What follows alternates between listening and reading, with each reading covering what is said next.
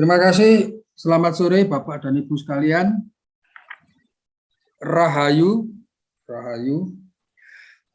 Sore hari ini saya akan menyampaikan materi yang berjudul Pancasila dan Kebatinan.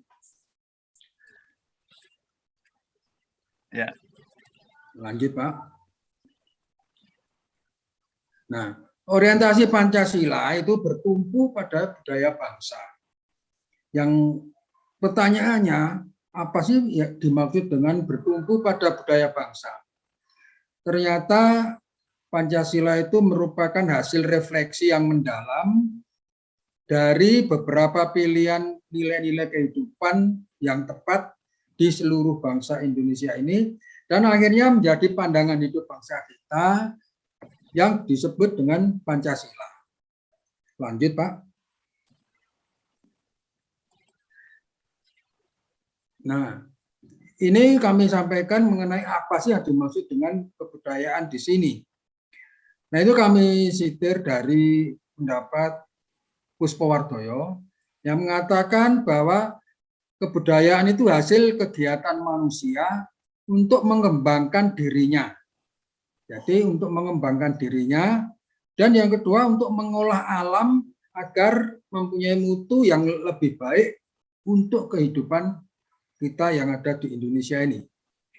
Dengan begitu, banyak unsur-unsur yang masuk di situ, di dalam kegiatan manusia, tetapi intinya dari kesemuanya itu adalah kebudayaan itu mencerminkan nilai-nilai kodrati manusia.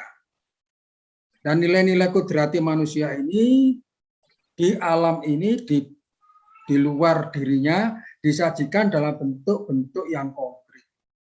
Nah, masalah konkretisasi ini yang menimbulkan berbagai masalah dan tidak semua bisa diterima. Kemudian kita masuk kepada, dari budaya kita masuk kepada masalah kebatinan. Yang pertama kita melihat dari penyelenggaraan kenegaraan kita. Negara kita itu ada yang bersifat material, ada yang bersifat spiritual. Yang bersifat material itu ya misalkan pelayanan pada masyarakat, pembangunan infrastruktur, dan lain-lain. Dan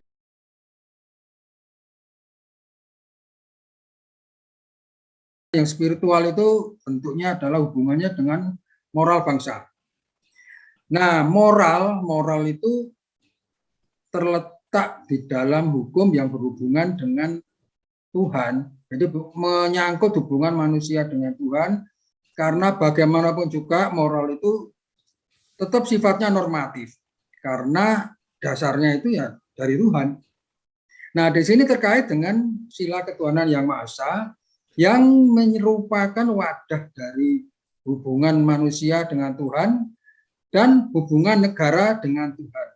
Yang dalam hal ini, hubungan negara dengan Tuhan itu tidak bersifat langsung, tetapi melalui manusianya atau melalui umatnya atau penduduknya. Jadi karena apa? Karena hubungan Tuhan itu adalah kosa prima dari segala sesuatu yang ada di dunia. Jadi tetap merupakan kosa prima. Kemudian kedudukan kebatinan di dalam undang-undang kita. Undang-Undang 45 pasal 29 mengatur penyembahan kepada Tuhan, baik yang melalui agama dan yang melalui kepercayaan. Nah, di sini disebutkan bahwa agama dan kepercayaan itu kita akui mempunyai kedudukan yang sama. Walaupun di dalam pelaksanaan penyelenggaraan secara harian masih ada diskriminatif. Lanjut.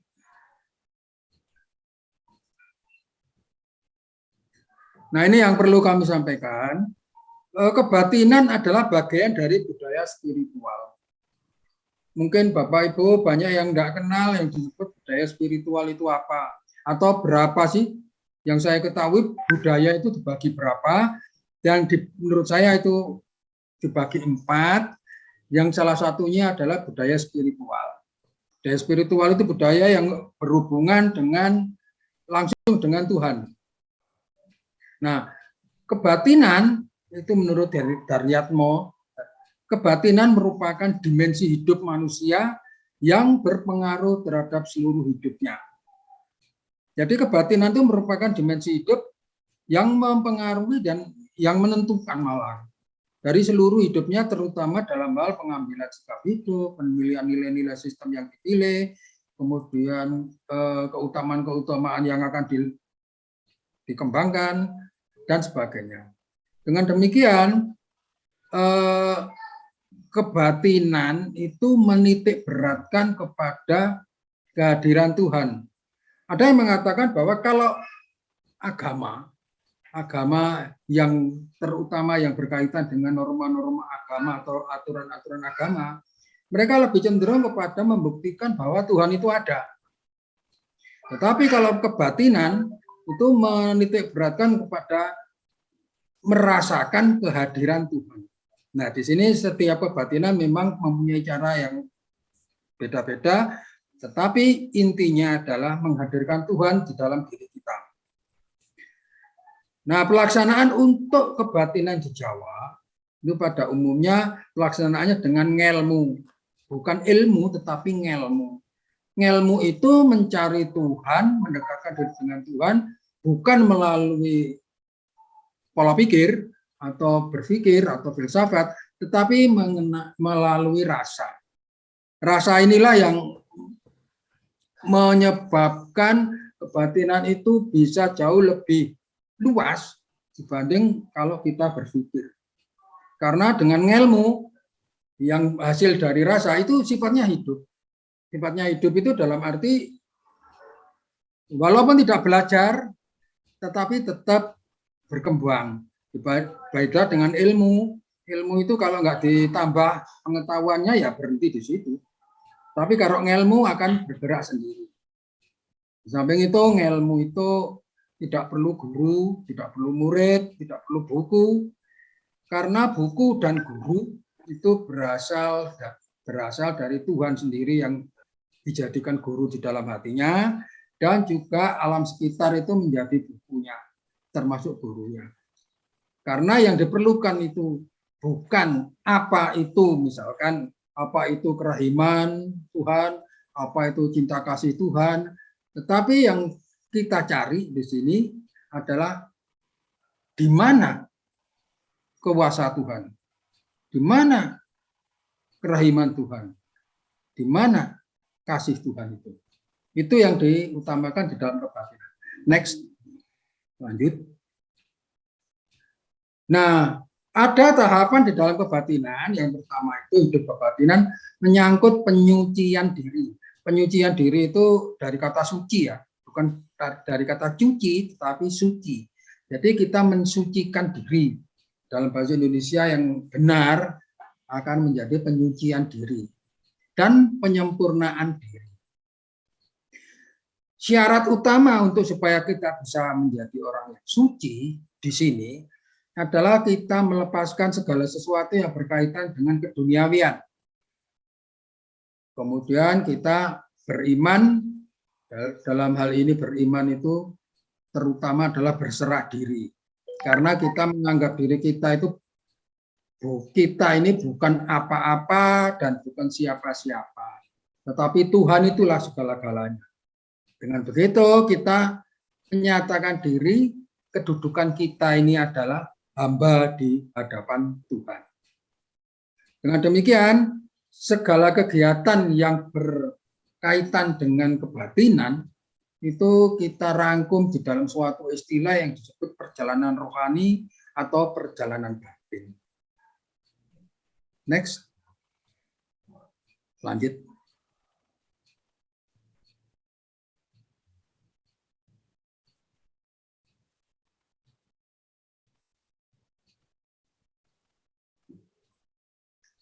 Lanjut, Pak. Tidak bisa. Ya. Penutup. Nah, di dalam penutup ini saya mempunyai beberapa pemikiran. Pendalaman Pancasila atau pendalaman tafsir Pancasila kalau dilakukan dengan batin atau secara batin itu saya kira lebih cocok untuk mereka-mereka yang anak generasi muda yang milenial. Karena mereka pikirannya itu kalau diajak seperti ini, diajak berpikir mengenai filsafat yang tinggi-tinggi mungkin terlalu berat buat mereka. Tetapi kalau disentuh perasaannya, sehingga akan menyebabkan mereka mungkin lebih tertarik terhadap Pancasila. Dan yang kedua, yang perlu kami sampaikan juga bahwa sementara ini kedudukan atau kebatinan itu dilakukan oleh para penghayat kepercayaan. Yang dalam hal ini koordinatornya adalah Majelis Luhur Kepercayaan Indonesia. Nah, yang kami maksud dengan diskriminatif, yang perlakuan diskriminatif terhadap para kebatinan atau penghayat kepercayaan, itu penghayat kepercayaan ini dimasukkan di dalam berbagai direktorat yang berganti-ganti tergantung bagaimana kebijaksanaan pemerintah. Sebagai contoh, pernah himpunan penghayat kepercayaan ini masuk di Departemen Agama. Itulah salah satu direktorat. Kemudian dipindah kepada Direktorat Kebudayaan di PDK, Pendidikan dan Kebudayaan. Kemudian pernah lagi sebelum yang sekarang ini masuk di dalam direktorat pada Departemen Kebudayaan dan Pariwisata. Dan yang terakhir sekarang ini kembali kepada Departemen Pendidikan lagi. Nah, karena bolak-balik ganti-ganti departemen, sehingga pembinaan dan fasilitasnya terus terang ya harap maklum lah. Minim sekali. Karena apa? Karena kadang-kadang direktur dari kebudayaan dan tradisi itu bukan orang penghayat, bukan orang yang belajar kebatinan, sehingga mereka mencari-cari dan mengira-ira kegiatan-kegiatan apa yang akan dilakukan. Saya kira demikian yang bisa saya sampaikan. Terima kasih.